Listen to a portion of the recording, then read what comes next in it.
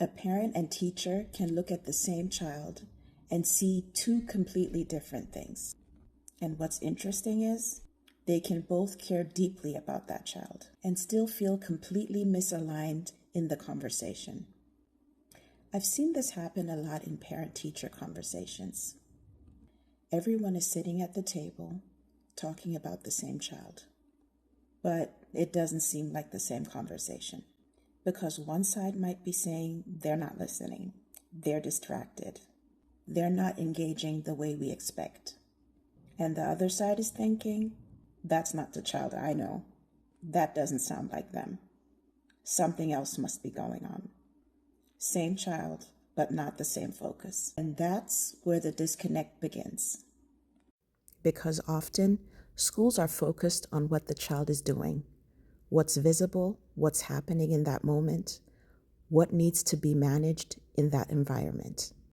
And families, they're focused on who the child is, their personality, their experiences, what they know about them outside of that one moment. And when those two things aren't brought together, understanding breaks down. Because one side is responding to behavior, and the other is holding the child's identity and context. And if we don't slow that down, we can start to misinterpret each other, not just the child. Because behavior without context doesn't just affect how we see children, it affects how we communicate about them. So instead of the conversation being, let's understand what's going on here, it turns into, that's not what I see. Well, this is what's happening here. And now we're not aligned anymore. We're defending perspectives. But what if we shifted the focus? Instead of reacting right away, we pause and we ask, what is each side actually focusing on? Because both perspectives matter. The school is giving insight into what's happening in that environment. The family is bringing in context that may be visible there. Because children are not the same in every space. They're navigating different expectations, different norms, different ways of being.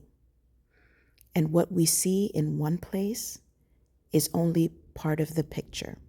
So next time a conversation feels misaligned, pause. And instead of reacting to the difference, get curious about it. Ask, what are we each seeing? What might we each be missing? Because alignment doesn't come from reacting faster. It comes from understanding what each side is actually seeing. And when that happens, you don't just talk about the child differently, you support them differently. Thank you for taking the time to be here.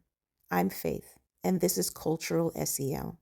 I share practical tools and reflections that connect social emotional learning with culture, identity, and belonging, so children feel confident in who they are, where they come from, and how they move across different spaces.